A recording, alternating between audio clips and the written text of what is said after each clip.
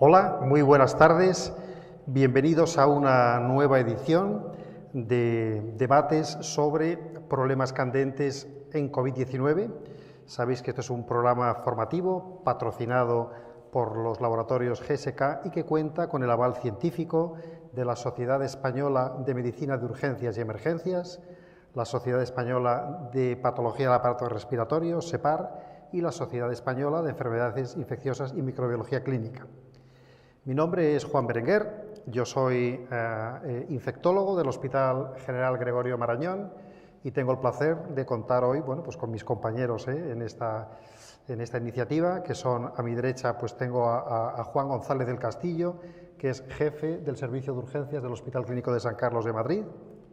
Sí. Y luego pues nos acompaña, la tenemos ahí a distancia en la web, pues Rosario Menéndez, que es jefe de servicio de aparato respiratorio o de neumología del Hospital Universitario La Fe. El tema de hoy es la inmunidad en el COVID.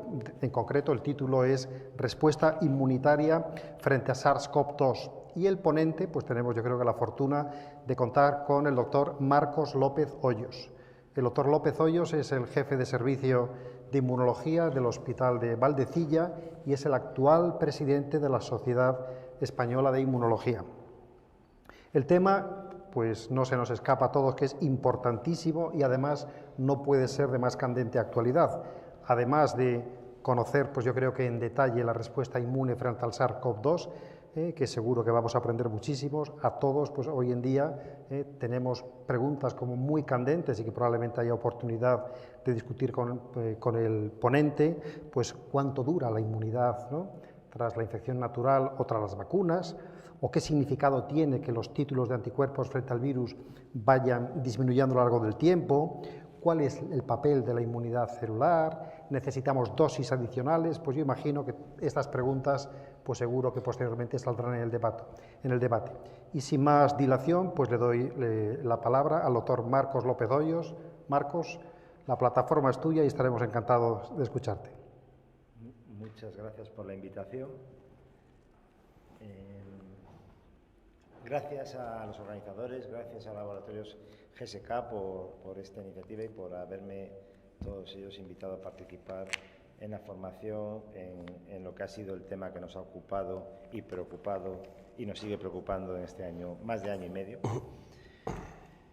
Las preguntas que se hacen a un inmunólogo siempre, nos hacen la prensa, nos hacen los colegas, nos hace todo el mundo, los pacientes, son tipo a estas. ¿Qué respuesta inmunitaria se induce por el coronavirus? ¿Cómo se correlaciona la respuesta inmunitaria, lo que medimos, con la gravedad de la enfermedad? El tipo de memoria inmunológica que generamos tras la infección y o tras la vacunación, ¿es lo mismo, es distinto? ¿Cuánto dura esa memoria inmunológica? Si la memoria protege o no protege frente a la reinfección por las variantes que están apareciendo. Y ahora el otro tema de moda es el de si necesitaremos una tercera dosis de la vacuna, o que ya la estamos poniendo, de hecho. Y para ello quiero seguir este guión, un guión en el que primero hablaré de respuesta inmunitaria en esta enfermedad y seguiré con correlación de respuesta inmunitaria, implicación en la generación de inmunidad, las vacunas que hay, tipos y cómo sus datos y las otras preguntas relacionadas con vacunas. Con todo ello espero animar al debate que debe haber y que es lo más bonito de estas sesiones. Empezamos con la respuesta inmunitaria y empiezo con esto. A la izquierda encontramos o vemos lo que sería la respuesta inmunitaria natural o innata, que denominamos, y a la derecha la respuesta inmunitaria adaptativa específica. Cuando vacunamos, lo que intentamos es producir esta parte de aquí. Curiosamente, en el debate siempre se habla y solo se habla de anticuerpos. Si vemos esta diapositiva, tenemos dos componentes muy complejos, con componentes celulares y componentes solubles en ambas respuestas, y que además siempre académicamente las separamos, ¿no? Los famosos mastocitos, basófilos, neutrófilos, monocitos, macrófagos, células NK, las células dendríticas como células presentadoras de antígeno por excelencia en la respuesta inmunitaria, y estas últimas nuevas que se han descrito más recientemente, las innate lymphoid cells, tipo de célula como la célula T, pero que no tiene el receptor cronotípico de la célula T, el TCR. Y a la derecha pues como digo, la respuesta inmunitaria adaptativa, que la contamos como células T y células B. Y esas células B se diferencian de unas células que decimos son productoras de anticuerpos. Bien, pues esto lo separamos siempre. Y lo que sabemos es que no es tan sencillo y encima está interconectado. ¿Cómo funciona esa respuesta inmunitaria innata, que parece que es la que se induce al principio de cualquier señal de peligro y no solo microorganismos frente a los que nos enfrentamos se activan? Son las tropas de choque, siempre las llamo yo así, que van a luchar de forma rápida al momento frente a cualquier peligro, pero su activación es fundamental, esencial a la hora de activar la respuesta inmunitaria específica. De hecho, en eso reside el fundamento, por ejemplo, del uso de adyuvantes en vacunas.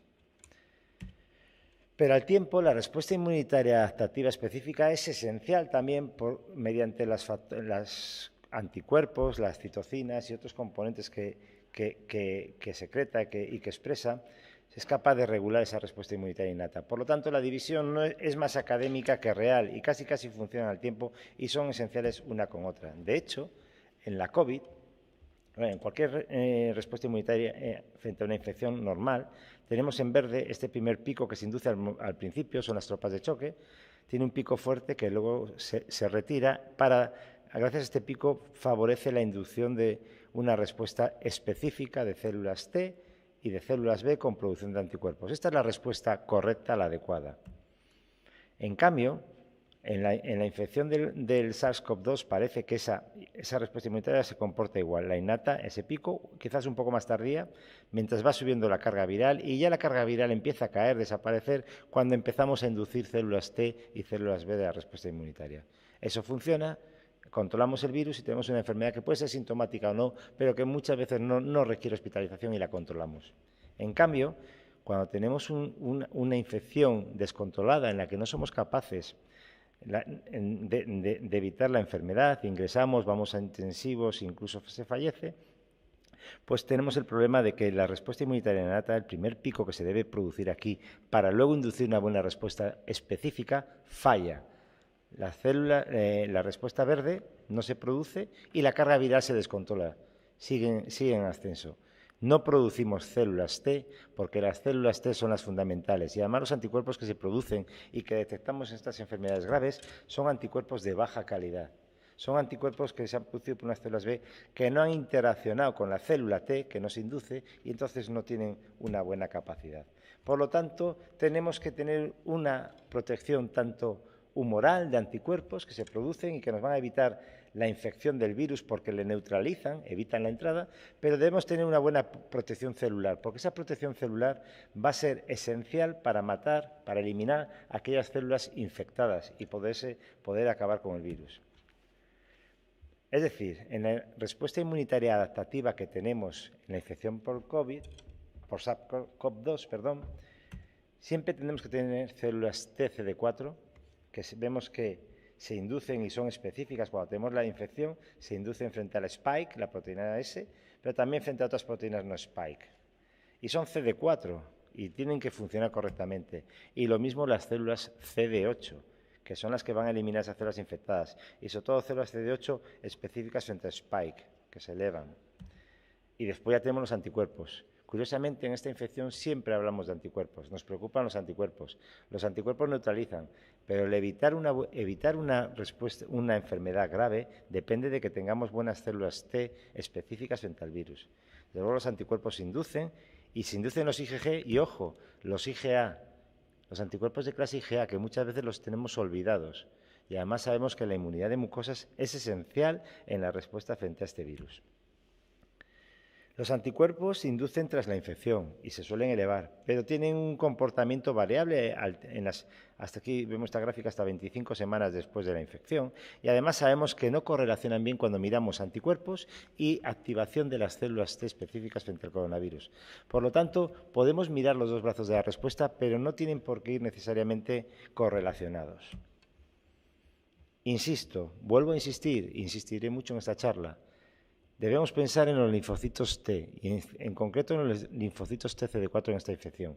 Estos yo los llamo, si a la respuesta innata, que es fundamental en el COVID, le llamo las tropas de choque, a esto les llamo los centrocampistas del equipo de fútbol. Los linfocitos TCD4 son los que reparten juego del equipo. Son capaces de interaccionar con las células B para producir anticuerpos, de modo que si no hay linfocitos, estos linfocitos TCD4 helper foliculares, no vamos a tener la interacción y no se van a producir anticuerpos. Debemos tener linfocitos TH1 que producen interferón gamma, una citocina antiviral importante. Debemos activar las células TCD8 citolíticas frente al virus. Si no se activan, también tenemos problemas. Incluso se han descrito un tipo de células CD4. Los inmunólogos nos gusta complicar la historia siempre. Y ahora hay unos linfocitos CD4 que además son citolíticos. No solo los CD8 son citolíticos, también los CD4, con funciones todavía por determinar claramente. Y por último, un papel que se olvida muchas veces de la respuesta inmunitaria es que en el campo de batalla de la enfermedad hay que reparar tejido. Cualquier infección produce daño tisular y problemas en el tejido. Y las células que llamamos TH22, que secretan esta citocina, y L22 son esenciales para ello. En definitiva, respuesta inmunitaria innata correcta, funcional, y después debemos contar con los componentes de la respuesta inmunitaria adaptativa. Idealmente, tener anticuerpos para neutralizar, células T, CD4 para activar células B y también para otras funciones, y las células CD8 citolíticas, que funcionen correctamente y así controlaremos la enfermedad. Si nos falla alguno de estos componentes, podemos tener problemas, y es lo que suele ocurrir habitualmente con la edad, durante el envejecimiento, y por eso nuestros ancianos tienen más problemas de controlar esta enfermedad. Continúo con la correlación de la respuesta inmunitaria con la gravedad. Y sabemos, y vuelvo aquí, están viendo que hablo poco de anticuerpos y hablo mucho de células T. Es que es fundamental para controlar la enfermedad. Los anticuerpos son muy buenos para evitar la infección, el inicio de la infección, pero lo que nos interesa también es controlar la enfermedad. Y sabemos que cuando tenemos células CD4 específicas productoras de altos niveles de interferón gamma, tenemos buena respuesta frente al virus y además se asocia con menor mortalidad. Si hay respuesta anti-S de células TCD4 con producción de esta citocina antiviral interferón gamma, el porcentaje de muertos es significativamente menor que si no tenemos, de fallecidos es significativamente menor que si no tenemos respuesta anti-S. Y esta respuesta anti-S, antiproteína Spike con producción de interferón gamma, suele fallar a mayor edad, a mayor número de comorbilidades. Tenemos expansión de células, pero son células exhaustas, cansadas y poco funcionales. Por lo tanto, tampoco nos vale tener muchas células T, CD4, si no producen las citocinas que tienen que producir. ¿Y los anticuerpos correlacionan con la gravedad de la enfermedad? Primero, no tenemos a día de hoy un correlato inmunológico claro que podamos poner un dintel del nivel de anticuerpos, del nivel de células, para decir, a partir de este nivel tenemos riesgo de enfermedad más grave o no. ¿Vale? Segundo, ¿los anticuerpos son imprescindibles? Pues tenemos situaciones como aquí. Se ve aquí claramente que el 50% de los sujetos sin anticuerpos tienen enfermedad grave y el 50% con niveles bajos sin anticuerpos tienen enfermedad moderada. No diferencia, no parece proteger. En cambio, es distinto cuando tenemos enfermedad grave. Cuando tenemos enfermedad grave, el porcentaje de pacientes con células TCD4 o CD8 con baja función, un nivel bajo de células específicas frente al coronavirus, se asocia a mayor gravedad de la enfermedad. Esto también viene a representar lo mismo esta figura aquí a la derecha, pero con el tipo de células T helper foliculares que colaboran con las células B. Por lo tanto, los anticuerpos son muy importantes, son esenciales, pero tanto como imprescindibles para evitar una enfermedad grave, no lo tengo tan claro. Evitan el inicio de la enfermedad probablemente. Y además sabemos, y se ha hablado mucho, de que la población tiene memoria frente a coronavirus estacionales. Estamos expuestos todos los inviernos a los catarros frente a otros coronavirus. Y eso induce un repertorio de células B memoria. Células B memoria que producen anticuerpos frente a estos coronavirus estacionales. Pero la reacción cruzada no es tan potente para protegernos de enfermedad. Y cuando tenemos una enfermedad moderada, controlada, aunque tenemos esta población de células preexistentes frente a los coronavirus estacionales, cuando se activa por el virus, si tenemos una buena respuesta, lo que más induce son las células B específicas frente al COP2, no frente a los estacionales. En cambio, cuando la enfermedad es grave, la inducción de células, lo que más expande no son los del coronavirus, sino son las estacionales. Y aunque tienen algo de reacción cruzada, no son tan eficientes.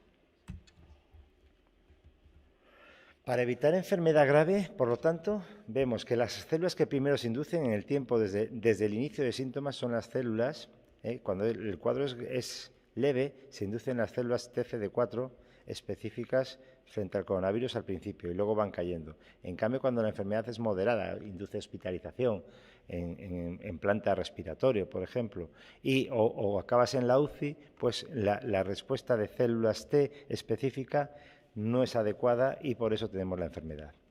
Podemos ponerlo aquí. La cinética de producción de anticuerpos en una infección grave o controlada es semejante. En cambio, lo que queda claramente manifiesto cuando tenemos una enfermedad más leve o más controlada es que la producción de células T específicas frente al virus es inmediata y es más potente. En cambio, cuando no se induce, tenemos la enfermedad grave. Además de estas células, antes al principio de todo hablé de respuesta inmunitaria innata y de respuesta inmunitaria específica. Aquí tenemos las células TCD4 con distintos marcadores y las CD8, que son capaces de activarse junto con los neutrófilos, células T reguladoras de las que no he hablado nada ni quiero complicarlo en esta sesión, células B que van a interaccionar con las células T helper foliculares para producir los anticuerpos, que son muy importantes, pero no lo único, como se ve en esta diapositiva. Y si tenemos una respuesta adecuada, se inducen las células presentadoras de antígeno, que van a activarse, van a interaccionar con las células T, los distintos tipos, y van a inducir una respuesta inmunitaria adaptativa completa, muy completa. En cambio, cuando esa respuesta se tuerce, tenemos que las células que tienen que presentar el antígeno ya no son tantas, disminuyen. Además, disminuyen las células natural killer, células de respuesta inmune innata, del tipo de innate lymphoid cells, y que en este caso disminuyen y no protegen frente a la enfermedad. Y se empiezan a generar poblaciones celulares extrañas o inmaduras y con mala función, como estos neutrófilos inmaduros, que entre otras cosas hacen un proceso que llamamos netosis, liberan componentes de los gránulos que produce una inflamación, se disminuyen los monocitos que deben activarse para presentar bien el antígeno y se producen unos monocitos inmaduros, las células TCD8 antivirales también disminuyen y encima las células plasmáticas no son plasmáticas de productoras de anticuerpos de alta afinidad, sino que son más bien plasmablastos, no funcionan bien.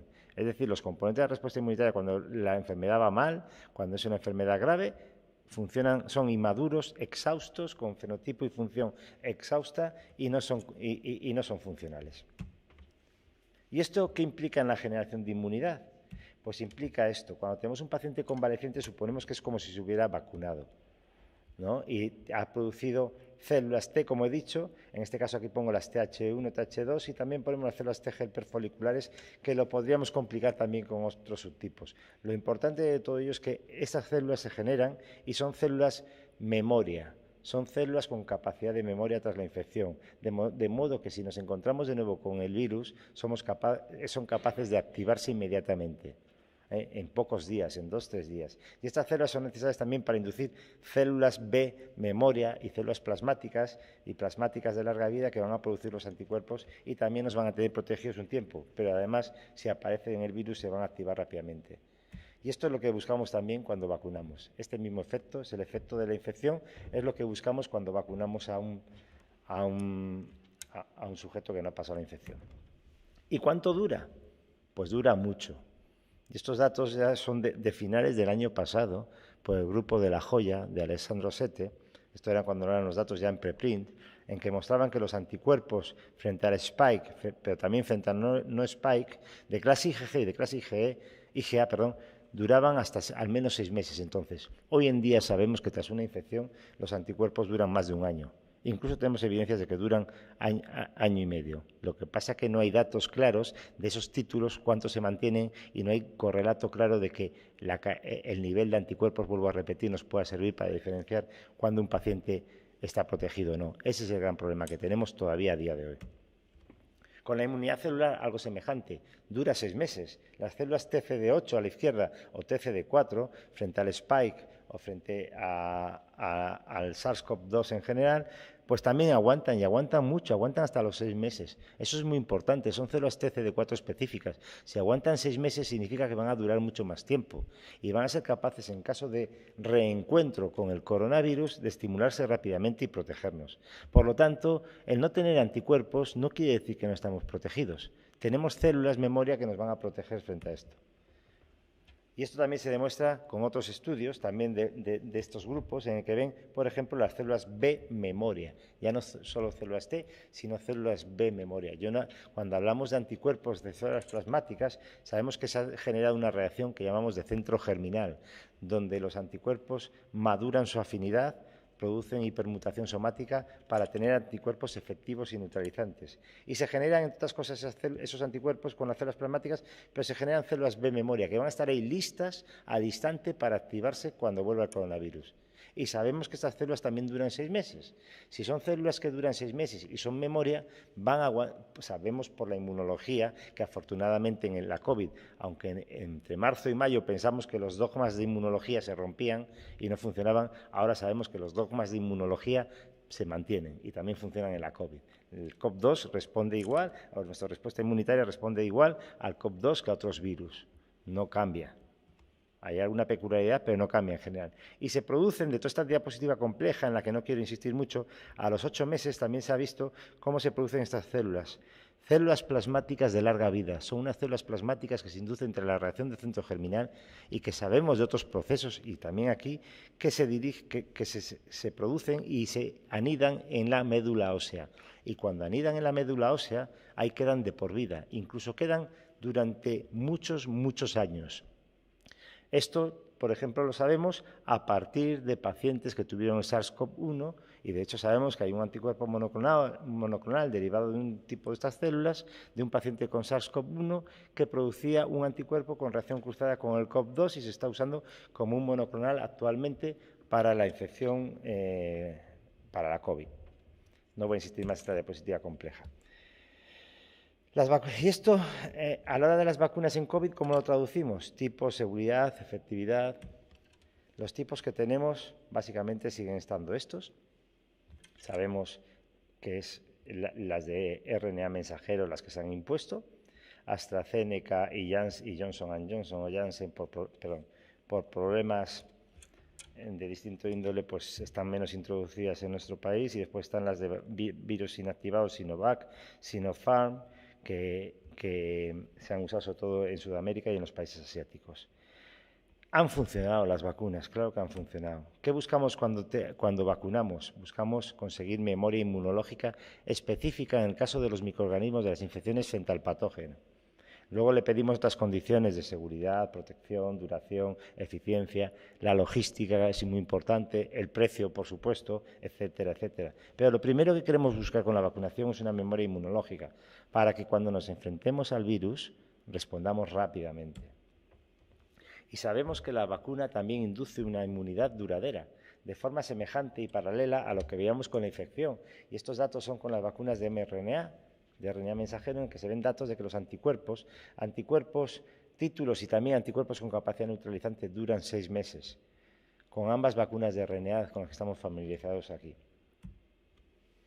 Y además induce lo que es muy importante, esas células que yo llamo T helper foliculares, bueno, que llamamos los inmunólogos T helper foliculares, y que son células TCD4 para interaccionar con las células B. Sabemos que duran, y duran el mismo tiempo, duran 6 meses en circulación tras habernos vacunados con una vacuna de RNA mensajero.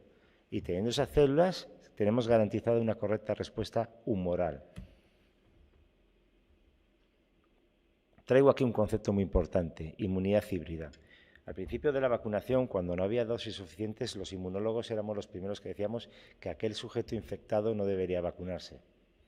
Y no debía, porque no había dosis de vacunas y porque he demostrado que hay inmunidad de sobra.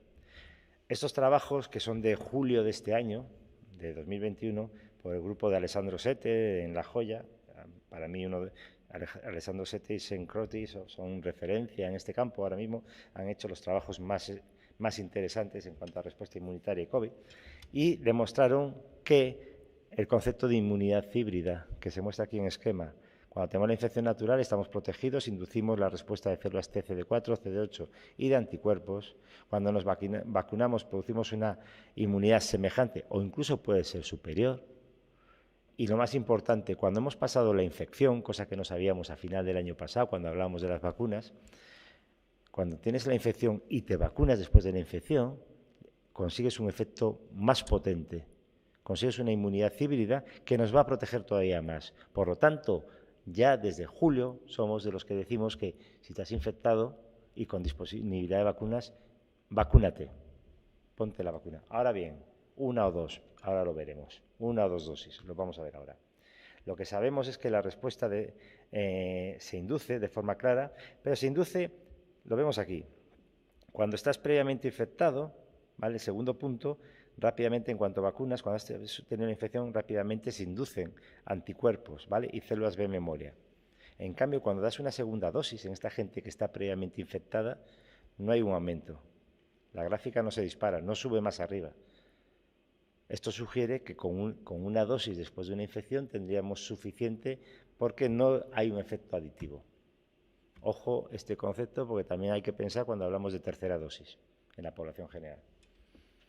En la inmunidad híbrida es esto también. Se ve aquí con las células B memoria, vemos el mismo efecto en otro trabajo, en el que después de la segunda dosis no hay un aumento más importante cuando has estado infectado en rojo, los sujetos en rojo. Sí que sigue aumentando en azul, pero en rojo se mantiene e incluso baja. Semejante ocurre esto lo que viene a representar ese trabajo de Vall d'Hebron, de Barcelona, lo que viene a explicar con linfocitos T específicos productores de interferón gamma. Es el mismo mensaje. Si has tenido infección con COVID, pues con una dosis te sube ya y ya después con la segunda no vas a conseguir un efecto aditivo. Esto es más de lo mismo, son evidencias de lo mismo. Aquí las gráficas de gente que no se ha infectado y a los 12 meses de la infección tienen anticuerpos. Cuando a esta gente la vacunamos, a los 12 meses vemos unos niveles más elevados. Inmunidad híbrida de IgG y también de linfocitos B memoria, ¿vale? Los no vacunados y los vacunados, ¿vale? Se produce un efecto superior. Más preguntas. Una o dos dosis, homóloga, heteróloga, al mismo tipo, efecto de las variantes, tercera dosis. Vamos a ver un poquitín. Lo que he dicho, la primera dosis de la vacuna induce una respuesta potente en caso de COVID previo y lo vemos en naranja. Naranja, sujetos que han tenido una infección, primera dosis, a los 8 días ya tienen una respuesta que no cambia prácticamente. Bueno, digamos a los 12 ya están todos a niveles por encima de 10.000 de anticuerpos y se quedan ahí. En cambio, sí que van subiendo y van agrupándose hacia arriba después de la segunda dosis en aquellos que no han tenido la infección. Más claro lo vimos en este trabajo que hicimos colaborativo, una serie de grupos españoles dirigidos por Giorgio Chando en el Carlos III, y se ve claramente como a nivel de producción de anticuerpos, en azul los que habían pasado la infección, entre primera y segunda dosis consideran sus niveles máximos. Los que iban aumentando y aumentando después de la segunda dosis eran los que no habían tenido la infección previamente, en naranja, y algo semejante observamos con las células T productoras de interferón gamma. Vemos que el efecto se satura entre primera y segunda dosis en azul con los que han pasado la infección. Es decir, ¿el mensaje cuál es? Población que nos ha infectado se debe vacunar con primera y segunda dosis y tendremos una producción correcta. Cuando hemos pasado la infección y nos hemos recuperado, recomendamos únicamente la primera dosis. Con una dosis sería suficiente porque la segunda no tiene un efecto aditivo. Esto no es más dosis pongo, más me protejo, más producción de respuesta inmunitaria, que es un concepto que la gente piensa, se oye mucho ahora en las encuestas, en la tele. No, yo me pongo 3, 4, 5 o las dosis que hagan falta. No, eso está muy bien ser pro vacunas, pero no poner más vacunas significa un efecto beneficioso. ¿Y ponemos el mismo tipo de vacuna o cambiamos? Eso es lo que se hace, lo que se hizo en el ensayo con Vivax, que tuvo una cosa muy interesante. Se hizo por un motivo distinto, pero el hallazgo que tuvimos fue muy interesante y era que la combinación de una vacuna de vectores virales, en concreto la AstraZeneca, con una de RNA mensajero, era más potente a la hora de inducir no solo anticuerpos, sino que también aumentaba la producción de células T específicas. O sea, tenemos los dos brazos de la respuesta aumentados. Y esto ya se intuía, porque cuando en estos trabajos con la vacuna de AstraZeneca veíamos que después de la segunda dosis ni la producción de anticuerpos ni la producción de células específicas aumentaba después de la segunda dosis cuando dabas una vacuna AstraZeneca. Por lo tanto, tampoco había un aumento tan claro en los ensayos que había previamente. Y esto que encontró el Convivax se demostró todavía, desde mi punto de vista, mejor porque incluía los 4 brazos que tenían que incluir de la combinación, es decir, vector, RNA, vector, RNA y RNA, vector. Tenía los 4 brazos y vieron lo mismo aquí a la izquierda en el estudio británico publicado en Lancet un poco después, o también lo vieron los alemanes en vida real con los datos que muestro aquí a la derecha y en los que no voy a insistir más, pues ya lo he contado. Variantes, que tengo que ir acabando porque si no, no dejamos tiempo para el debate. Las vamos numerando con letras griegas, nos falta aquí ya mu, lambda, me parece. Curiosamente hay variantes como la India, la que procede de la India, que es la delta, y la kappa, una tiene una pequeña diferencia a otra. Las variantes se definen son de preocupación por la mayor transmisión y o la mayor virulencia y o el menor efecto de las vacunas. Y sabemos que en general lo que hacen estas variantes es aumentar la transmisión del virus y en general disminuyen un poco la capacidad neutralizante de los anticuerpos generados bien por la infección primaria o bien por la vacuna. Es curioso, esta variante, la kappa de la India, aumenta la transmisibilidad pero disminuye su virulencia, a diferencia de la otra variante. Pero bueno, son datos que hay, ¿vale? ¿Qué ocurre con las vacunas? Pues las vacunas en general podemos decir, aquí se muestra en este trabajo lo que hacen los anticuerpos generados por gente que ha pasado la infección, gente vacunada con Moderna o con Pfizer, es decir, con las de RNA. Básicamente lo que podemos decir frente a esta variante de la India es que cae la protección alrededor de un 10%. Ese es el efecto que tenemos. Pero también cuando miramos el efecto sobre las células TCD4 o CD8 específicas, pues lo que venimos a encontrar es que es variable, pero en general aguantan bastante bien frente a todas las variantes. La respuesta celular frente a las variantes se mantiene con las vacunas. Y también con la de Janssen. Esto es un trabajo del grupo en Bélgica y también lo demostraban tanto anticuerpos como células T. Voy rápido. Y frente a la delta, que parece que es la que más nos preocupa, ¿la respuesta celular protege? Pues no había datos hasta hace nada, pero muy recientemente sí que en este trabajo de Ensel se comprueba, aquí estudiaron todas las variantes, en gris se ve la variante India, la delta, perdón, y se ve que está un poco siempre por debajo y cae algo, pero en general mantiene la protección. No es que sea 100%, pero sigue manteniendo, un poco semejante a lo que ocurre con la protección de los anticuerpos que induce esta vacuna. La delta, con las vacunas de RNA y con la infección, se protege, aunque cae en un cierto porcentaje.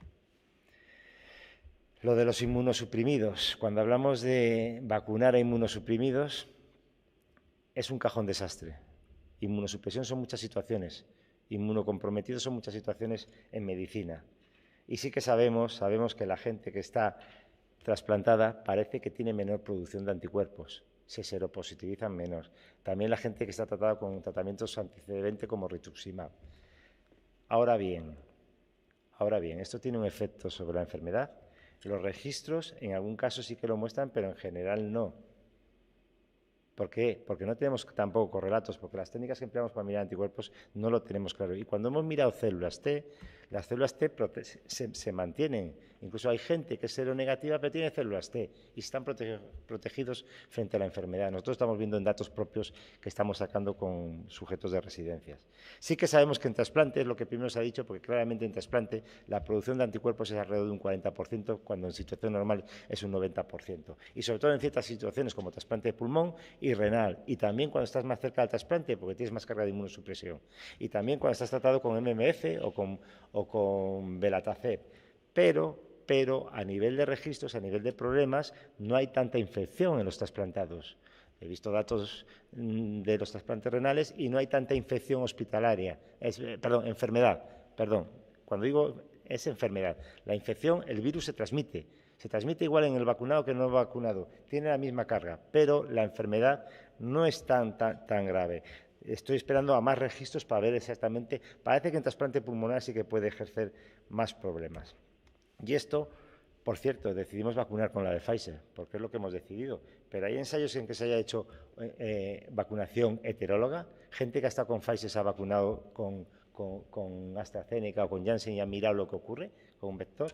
Pues no lo había, pero curiosamente en este trabajo en pacientes con esclerosis múltiple, 60 pacientes tratados con rituximab CD20, anti-CD20, dividen 30 y 30, y curiosamente aquellos que habían estado vacunados todos con RNA, les dan después vector en rojo o vacuna de RNA. Y la respuesta es semejante, es muy similar. Y eso nos ha probado. Es importante verlo. Y además es muy importante ver que el efecto depende en estos pacientes, por ejemplo, de que no tengan células B después del tratamiento con rituximab, en el que no se induce. Da igual que le pongas vacuna, la tercera, que sea del vector, que sea heterólogo, que sea del RNA. Por lo tanto, vamos a ver si tiene que ser necesariamente de RNA o tiene que ser de vector.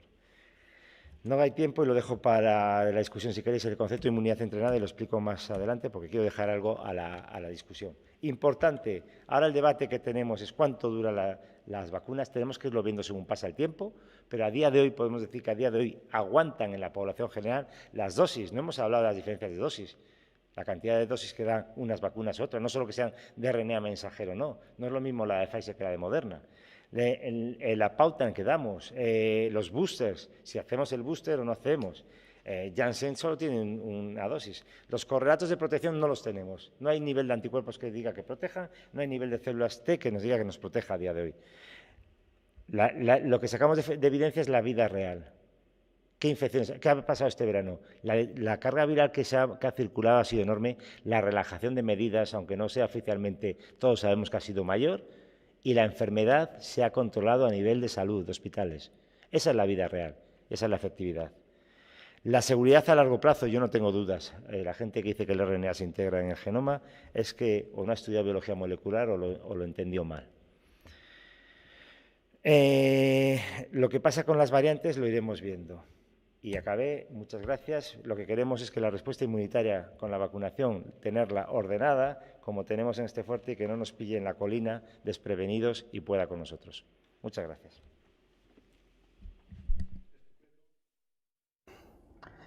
Marcos, muchísimas gracias, porque yo creo que ha sido pues una ponencia muy buena, donde nos has repasado pues un poquito la inmunidad, ¿no?, y las vacunas.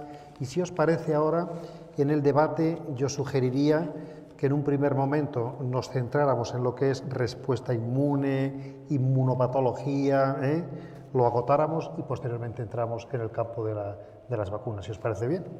Y para abrir, yo quisiera, Marcos, hacerte dos preguntas. La primera tiene que ver, bueno, has hablado de la inmunidad, has hablado de la inmunosenescencia y hasta qué punto, bueno, pues ha podido contribuir ese envejecimiento del sistema inmune a esa gravedad del COVID en las personas añosas. Lo que pasa es que yo estoy con esto un poco perplejo, porque realmente el daño, mucho del daño, o por lo menos los esquemas que manejamos, realmente lo que son las manifestaciones más graves no es daño directo citolítico del virus sobre la célula, también puede haber trombosis, pero es una respuesta exuberante. ¿Cómo reconcilia uno que uno envejezca, que haya inmunosenescencia y que tengan una respuesta inmune más vigorosa que dé lugar? ¿Cómo se entiende esto? Es una respuesta inmune no más vigorosa, mal hecha. Es una respuesta inflamatoria en la que se activan células que no tienen una capacidad protectora, sino inflamatoria. Tenemos lo que he dicho antes con los neutrófilos granitosis, que es un proceso puramente inflamatorio, y eso genera ese problema. Tenemos secreción de citocinas que son muy dañinas, tenemos producción de células de monocitos inmaduros, se aumentan, por ejemplo, esas células que he dicho, CD4 citolíticas, que lo que tienen es un efecto adverso.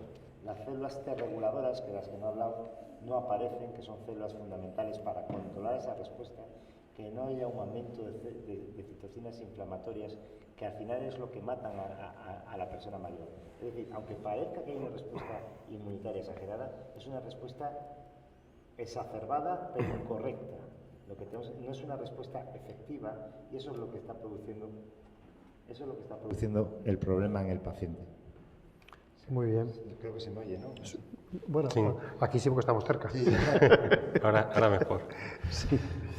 Y muy bien. Oye, y la segunda, bueno, en parte yo lo tenía apuntado, ¿no? Porque en vista de todo lo que está publicado, me ha gustado eso que has dicho, que el tiempo nos está diciendo, ¿no?, que la inmunidad frente a la COVID sigue los dogmas de la inmunología, ¿no? Porque, claro, yo quería preguntarte en principio cuánto dura la inmunidad, y ya nos has mencionado tú, bueno, que realmente aquí hay que contar con las células B de memoria, con la inmunidad celular, el papel de los linfocitos T, CD4. Y también creo que has quitado un poquito importancia a lo que es la caída o el declinar de los niveles de anticuerpos, ¿no?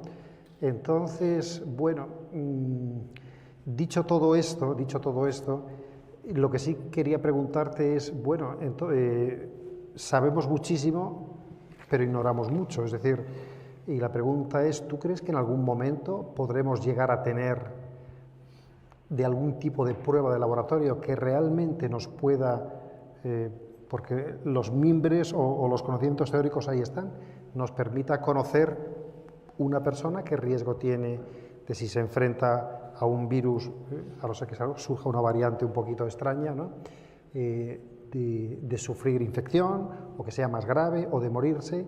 Yo te hablo, vamos, yo me dedico fundamentalmente al VIH y ahí tenemos un parámetro de laboratorio que vosotros nos hacéis, ¿no?, que es la cifra de linfocitos TCD4, que realmente eso de alguna manera es un semáforo que nos marca en verde, en naranja y en rojo pues el riesgo que tiene una persona pues de progresar clínicamente, ¿no? ¿Tú crees que en algún momento, dado que los niveles de anticuerpos pues parece que no sirven para nada porque no están reflejando lo que es toda la complejidad de la respuesta inmune, habrá por ejemplo, habrá alguna prueba para mirar esos linfocitos CD4 específicos?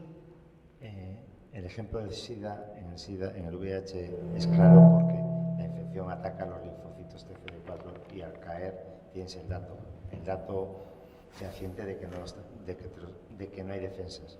En el caso de la COVID, el problema que tenemos con los anticuerpos, para empezar, es que no hay una técnica estandarizada, calibrada. Se está trabajando en ello para tener algo homogéneo entre todas las técnicas, entre todos los métodos, y poder hablar de un nivel. Necesitamos un calibrador, un estándar que nos permita cuantificar. Y en el caso de las células T específicas, las CD4 y las CD8, usamos test funcionales. Eso habitualmente lo usamos a nivel de investigación porque es muy difícil estandarizar.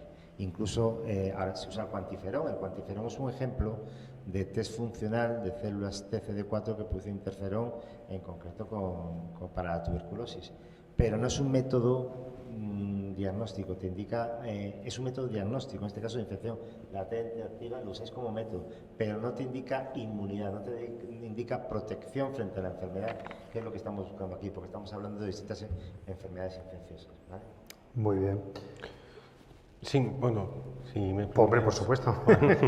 Yo, siguiendo un poco en la línea de marcadores biológicos de la que habláis, cuando se produce esa tormenta esa respuesta inflamatoria, esa tormenta de citoquinas, pues hay diferentes tratamientos que nosotros usamos, el corticoide, pero luego está el tocilizumab, la anakinras, los anti-JAK, que realmente están inhibiendo en diferentes partes, ¿no?, esa tormenta. Bueno, los estudios clínicos no determinan esto, ven un poco la respuesta en función de la situación clínica del paciente y en qué momento introducirlos, pero no sé si podríamos o podríais darnos información sobre qué opción o qué intervención terapéutica sería más eficiente en función de cómo se está produciendo esa respuesta inmunológica. Sí, el problema que tenemos es que los agentes que usamos para esa tormenta de citocinas inflamatorias, las citocinas que tenemos expresadas son citocinas proinflamatorias de respuesta innata, es decir, son IL-1, IL-6 o podemos hablar de TNF. Son citocinas que desde el punto de vista inmunitario son lo mismo. De hecho, y IL-6 lo medimos mucho porque es la citocina que mejor se mide en el laboratorio. Y tocilizumab se emplea porque es un anticuerpo frente al receptor de IL-6 excelente, igual que anakinra. Pero curiosamente ahí pasan otras situaciones. Hay enfermedades autoinflamatorias en las que va muy bien el anakinra para bloquear IL-1 y en cambio no va bien el infliximab para bloquear TNF. Y eso es porque hay un pequeño mecanismo. En el caso de la COVID y del fenómeno inflamatorio no vamos por ahí. Creo que a nivel de las citocinas el efecto sería, yo creo, prácticamente lo mismo, ¿vale? Entonces no hay un mecanismo concreto para bloquear esa, ya cuando tiene una tormenta de citocinas. Podemos intentar llegar antes e intentar bloquearlo, pero por ejemplo también se habló en su día, se trataba con, hay un componente de la respuesta inmunitaria que es el complemento, y en su día se habló de bloquear una citocina muy vasoactiva que es C5A. ¿Vale? Y también los factores de degradación del complemento, hay receptores en nuestras células de respuesta innata para ello y podrían bloquearse. Salió un trabajo muy interesante el año pasado en francés, pero yo no he visto que se haya traducido en ensayos clínicos con efectividad. Igual dentro de unos meses aparece, por eso también está así, yo lo tengo todo controlado, pero es interesante. Charo. Sí, bueno, gracias por darme la palabra. Es un placer, aunque sea a distancia, no lo he podido disfrutar igual de bonitas las diapositivas, pero me ha encantado la presentación. Entonces, mis preguntas van centradas, lógicamente, un poquito en la clínica, porque lo que efectivamente nos ha demostrado perfectamente el doctor Melchor es la importancia de los linfocitos T específicos, pero eso no podemos en clínica, lógicamente, disponer de estudios así muy rápidos. Entonces, mis preguntas van enfocadas por dos cosas. Nosotros hemos empleado mucho, de forma grosera, el número total de linfocitos, porque efectivamente se correlacionaba con la gravedad y con la respuesta. Y sabemos, de forma grosera, que la caída de linfocitos determina un determinado pronóstico y la no recuperación, lógicamente, no solamente la inicial, sino la no recuperación. Y en este sentido lo quiero unir también con el uso de corticoides, porque me gustaría eso, que los inmunólogos nos digan, los corticoides los hemos usado mucho, al principio también incluso dosis muy altas, pero lo ideal es incluirlos en el timing adecuado. Y a veces darlos demasiado prematuramente y a quien no corresponde, encima estamos molestando a las células inmunológicas. Entonces, un poquito cómo trasladamos a la clínica todos esos conceptos, también cuando no tenemos correlatos fáciles, analíticos. No, está claro que no hay correlatos y menos para el manejo de los corticoides. Tenemos el problema de que la linfopenia es muy inespecífica y tenemos el problema de que los corticoides abarcan muchos brazos de la respuesta inmunitaria, con lo cual se junta un marcador inespecífico con una supresión muy amplia. Pero sí que es cierto que los corticoides usados de forma aguda es lo que sigue funcionando en cualquier enfermedad inflamatoria. Es lo que funciona siempre. Los corticoides es el fármaco por excelencia. Le damos, y yo creo que en una infección de ese tipo aguda, ante la menor sospecha de una progresión hacia mal, dar corticoides es lo único que ha quedado demostrado que es muy eficiente y yo no tendría tanta pega de tener un correlato de laboratorio para decidir ponerlo. Evidentemente, si lo tuviéramos, mucho mejor. Si tienes un paciente que tiene linfopenia con el LDH aumentada, con el dímero D, si encima le mides IL-6 está también elevado, cuanto más sumas, mejor, evidentemente, ¿no? Pero no podemos tener un correlato y además la farmacodinámica del corticoide no hay nada a día de hoy y a pesar de ser el inmunosupresor que más tiempo llevamos usando. Muy bien, la verdad es que el tiempo va pasando, así que si tenéis alguna pregunta más antes de que pasemos a vacunas, Juan, no, no, pues entramos directamente, si quieres, en la segunda. Y la verdad es que, bueno, también muchísimas gracias porque ha sido muy exhaustivo, has tratado yo creo que muchas cosas y nuevamente, pues a mí, qué duda cabe de que ha sido un logro espectacular, pero qué cosas seguimos todavía sin conocer, ¿no? Por ejemplo, cuando estamos ahora planteándonos terceras dosis de vacunas, claro, y luego haré extrapolación de otras enfermedades infecciosas. Claro, yo no sé si en el tema de las vacunas realmente hay que hacerle un traje a medida a las personas o es prêt-à-porter. Por ejemplo, en la hepatitis B sabemos que la vacuna pues la pauta estándar pues no funciona al 100%, ¿no? Independientemente de que son varias dosis y hay problemas de cumplimiento, pero sí que hay personas que necesitan a lo mejor doble cantidad de inmunógeno o necesitan en vez de 3 dosis 4, ¿no? ¿Tú crees que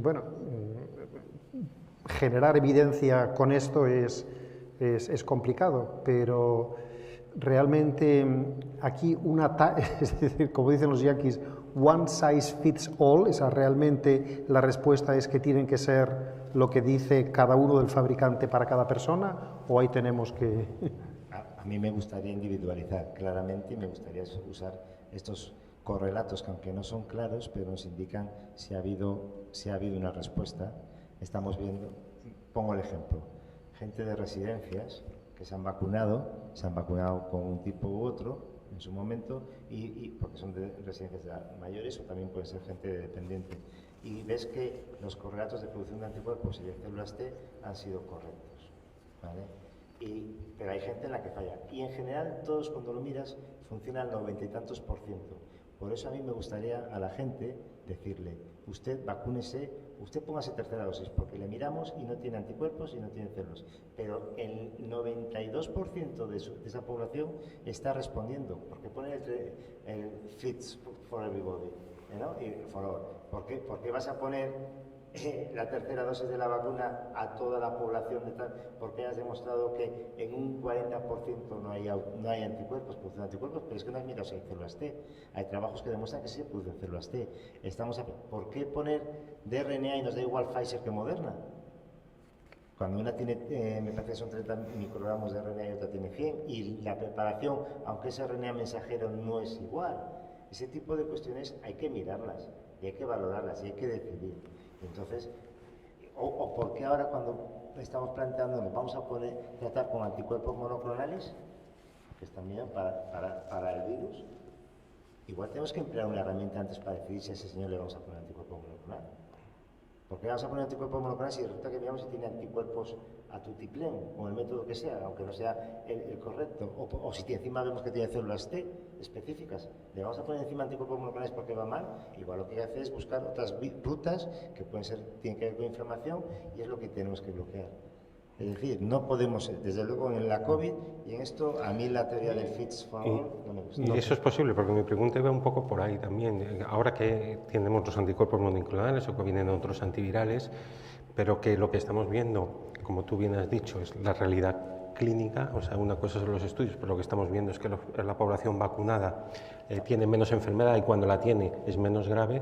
Realmente tratar a todos los pacientes que sufren un episodio de reinfección después de estar vacunados no tiene sentido, pero sabemos que hay determinados factores de riesgo de los que hemos hablado siempre, ¿no? De mala evolución, las comorbilidades o la edad, pero realmente ese comportamiento varía cuando el paciente está vacunado. Es decir, la importancia de la edad que tenía antes de la vacunación a la que tiene ahora en el correlato clínico es totalmente distinto. Por tanto, ¿cómo seleccionar a qué paciente darle la medicación? Es un poco lo que tú estabas diciendo.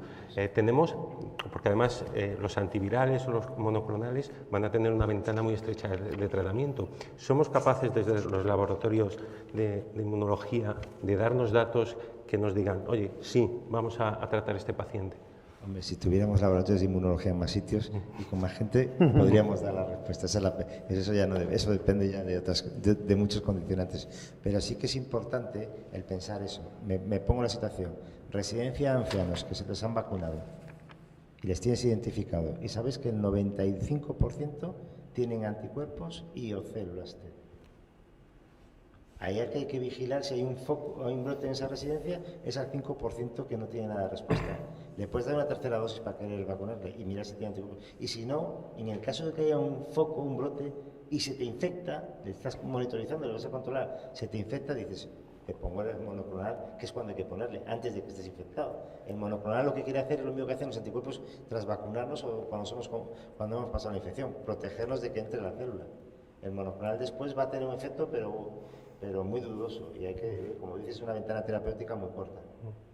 ¿Vale? Entiendo, perdona Juan, en términos Rosario, entiendo por lo que estás diciendo, que desde luego tampoco estás muy por la labor o estás muy de acuerdo con el hecho de dar una tercera dosis de vacuna a cualquier paciente anciano fuera de las residencias mayor de 70 años, como se viene. Yo a la población general no. Es que es reconocer que las vacunas han fallado y es que no es cierto. Las vacunas han funcionado y además, cuando ahora hablamos de la CDC europea, ellos siempre dicen may, pero no must, ¿vale? O sea, may. ¿Por qué? Dicen, ¿se puede dar? Sí. ¿Es malo? No. ¿Es beneficioso? Puede serlo. Pues me voy a, como creo que has opinado y has dejado clara tu postura en ese contexto, me voy a ir al otro extremo de la población, que son los menores de 12 años, ¿no? Asumiendo que los estudios en marcha den unos resultados buenos en cuanto a inmunidad seguro y sin efectos adversos. Bueno, no sé, ¿cómo ves tú el hecho de vacunar a una población que sufre en principio una enfermedad leve, que bueno, pueden transmitir la enfermedad? En ese contexto, ¿cuál sería tu opinión? Lo de transmitir la enfermedad a los niños se pensó que podían ser reservorios. Creo que eso a día de hoy ha quedado descartado porque no han salido evidencias a día de hoy. Siempre digo lo mismo. Cuando hablo de esto siempre digo a día de hoy, porque eso es indudable. Y no hay evidencias de que sean reservorios, con lo cual no pueden transmitir más que lo que pueden transmitir nosotros mismos que estamos vacunados. En cuanto a sufrir enfermedad más grave, hay cosas como que los niños tienen menor cantidad de receptores AC2 que un adulto, con lo cual el virus tiene más difícil entrar, tiene menos receptores. Hay datos de que la inmunidad innata natural, que hablé ya al principio, es más potente en los niños que en los adultos. Y hay datos de que los niños, lo que sabemos también es que tienen un repertorio inmunitario muy virgen, muy naif, que rápidamente se adapta al contacto con el virus, ¿vale? Y eso va a facilitarle defenderse rápidamente. Con lo cual, yo creo que las vacunas tenemos que ir pensando ya en distribuirlas por otros sitios del planeta, que es donde vamos a tener el problema de que es como haya una infección y nos venga una variante que de verdad, frente a la que nos respondamos, estamos al principio de la casilla de salida. Esto es como si jugáramos a la oca y caemos en, vuelva usted a la casilla de salida, como nos aparezca una variante. Hay que tener mucho cuidado con eso. Charo. Pues yo voy a cambiar un poquito de tercio ahora porque hay un concepto que él no ha tenido tiempo de completar, que es el de la inmunidad entrenada, y me parece un concepto precioso. Y en este contexto hay algún artículo en el que aparecen datos de que personas que estaban previamente vacunadas de gripe o de alguna otra enfermedad pues podían tener mejor evolución de COVID que personas que no habían sido vacunadas con la gripe, por ejemplo, y ahí cogemos al conjunto de la población anciana. Y me gustaría que me pudieras ampliar un poquito este concepto y darnos información que seguro que tienes más respecto a este detalle. Sí, la inmunidad entrenada es uno de esos conceptos en inmunología que pasan a la historia. Es un dogma y es de reciente descripción. Se describió por Michael Netea, un húngaro trabajando en Ámsterdam, en Holanda, ahora no me acuerdo qué hospital. Tenemos en inmunología el concepto de la memoria inmunológica. La inmunidad específica frente al virus se entrena, se aprende. El concepto de memoria inmunológica es un dogma. La respuesta específica es memoria, aprendizaje. Y pensábamos que la inmunidad innata o natural son eso, las tropas de choque que no hacen nada más que ir al choque y punto. Pues no, resulta que esas células tienen, cuando las activamos de algún modo, se entrenan. Por eso llamamos inmunidad entrenada. Es como los forzudos que van al gimnasio y hacen más músculo. Pues estas células hacen más músculo, se entrenan muy bien y hacen más músculo. Lo que hacen en concreto es un proceso de reprogramación epigenética. Hay una metilación en sus genes y hacen que esas células, aunque no tienen memoria específica, sí que están en buena forma. De modo que son capaces de bloquear. Tú puedes vacunar frente a un microorganismo y proteger frente a otro. Y esto es lo que se ha traído en el caso de la COVID. En la COVID se ha propuesto vacunar con BCG. Se sabe que la vacunación con la BCG es capaz de inducir la inmunidad entrenada y se sabe que eso en otras infecciones ha reducido infecciones virales y ha reducido infecciones bacterianas. Y por eso se ha traído, y hay un ensayo, hay varios ensayos, probablemente vosotros estáis implicados, muchos de vosotros, en este ensayo en el BRACE, ¿vale? En el que hay con sanitarios españoles. Yo participo como voluntario en mi hospital, Carmen Fariñas, que lo lleva, pues yo he sido, creo que he sido el placebo, está en la rama placebo, pero me pusieron en teoría la BCG para inducir inmunidad entrenada cuando no teníamos la vacuna, porque la BCG estaba disponible.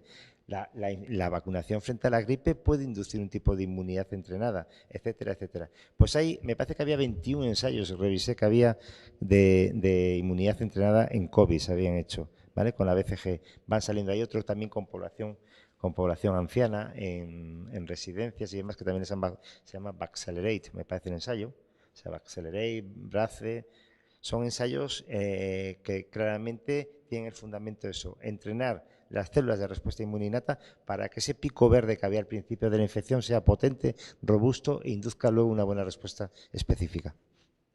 Genial. Oye, amigos, la verdad es que el tiempo corre, hemos llegado al final.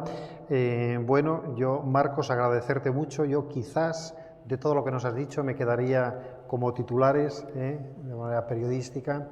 En primer lugar, si quitamos los outliers y unos suprimidos, que en general la inmunidad en la COVID pues sigue el dogma de la inmunidad en otras patologías infecciosas y que es duradera tanto tras la infección natural como después de la vacuna, la importancia de la inmunidad, las células B de memoria y sobre todo los linfocitos T, CD4+, ¿no? También en cuanto a la vacuna, pues lo mismo, que produce una inmunidad duradera. Has tocado, yo creo que bueno, la inmunidad híbrida, ¿no? Como la respuesta inmune pues parece ser que es más vigorosa, ¿no? Y entiendo que duradera cuando se combina la infección natural con una dosis de vacuna, e incluso también te he visto favorable pues a esta vacunación heteróloga. Y sí que entiendo que te he visto pues conservador y cauto a sobrevacunar, es decir, que probablemente tú no serías de los que ahora abanderarías pues vacunar, dar una tercera dosis a muchas personas. Creo que eso es lo que te he captado, ¿no? Y bueno, después de este resumen así sui generis, pues nada, agradeceros a todos vosotros que os habéis conectado vuestra presencia, a ti Marcos por tu excelente presentación, a Charo y a Juan y a los laboratorios GSK pues que nos permiten pues llevar a cabo esta, yo creo que actividad de formación continuada centrada en la COVID que está siendo muy fructífera, y os esperamos a la siguiente. Muy buenas tardes a todos. Buenas tardes. Buenas tardes.